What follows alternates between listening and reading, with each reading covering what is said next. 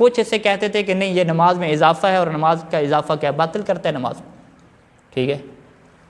اب نماز میں یہ اضافہ ہو جائے گا تو اضافے کی وجہ سے نماز باطل ہوگی، ٹھیک ہے۔ اضافہ تو انسان اگر اللہ کا سجدہ کر کے نماز میں اضافہ کرے تو چاہے وہ اللہ کا سجدہ ہے جو مخ العبادت ہے، عبادت کی معراج ہے، تو عبادت کے معراج سے عبادت باطل ہو رہی ہے، تو آپ کیا کہیں گے؟ نہیں، عبادت کی وجہ سے عبادت باطل نہیں ہو رہی، اضافے کی وجہ سے عبادت باطل ہو رہی ہے، ٹھیک ہے۔ بہت سارے لوگ اس کے اوپر کیا دیتے ہیں؟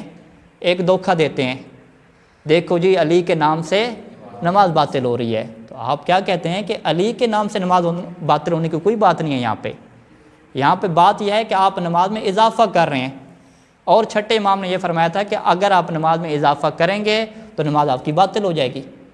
اب چاہے وہ اضافہ کسی نیک کام کا ہو، آپ نے نماز کے اندر مولا علی کی شان میں قصیدہ پڑھ دیا، تو مولا علی کی شان میں قصیدہ پڑھنا کیا عبادت نہیں ہے؟ ذکر علی کیا عبادت نہیں ہے؟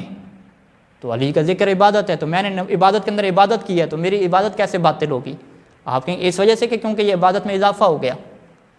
بالکل ایسے ہی کہ جیسے ایک بندہ کہتا ہے کہ عبادت کی معراج اہل بیت علیہ السلام نے سجدے کو قرار دیا، تو میں نماز میں آج کے بعد 3 سجدے کروں گا، ٹھیک ہے، تو آپ کیا کہتے ہیں کہ تیسرے سجدے کی وجہ سے نماز باطل ہو رہی ہے۔ آپ کہیں گے او ہو قبلہ صاحب، عبادت کی وجہ سے نماز باطل ہو رہی ہے، میں نے کوئی غلط کام کیا ہے؟ اللہ کو سجدہ کیا ہے نا، جو عبادت کی معراج ہے، میں نے اللہ کو سجدہ کیا ہے، آپ میری نماز کیوں باطل کر رہے ہیں؟ آپ کیا کہیں گے؟ بھی نماز میں آپ نے اضافہ کر دیا،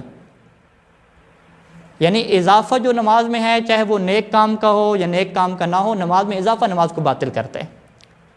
تو یہاں پہ اس طرح کی کوئی بات نہیں ہے کہ نام کی وجہ سے نماز باطل ہوتی ہے۔ اگر نام کے اوپر فقط ہیں تو آپ نام دعا کی شکل میں لے سکتے ہیں، بلکہ یزید کے اوپر لعنت بھیجنے کے لیے یزید کا آپ نام نہیں لیں، اللہم لعن علی یزید، تو کیا نماز باطل ہوگی؟ نماز باطل نہیں ہوگی، میں نے اس کے اوپر لعنت بھیجی ہے۔ لعنت کیا ہے؟ ایک دعا کی شکل ہے، جیسے ہم کیا کہتے ہیں عربی میں دعا علیہ کہتے ہیں، اور اردو میں کیا کہتے ہیں؟ بد دعا کہتے ہیں۔ تو نماز میں دعا اور بد دعا دونوں جائز ہیں، نام لے کے آپ کسی کے اوپر کیا لعنت کریں؟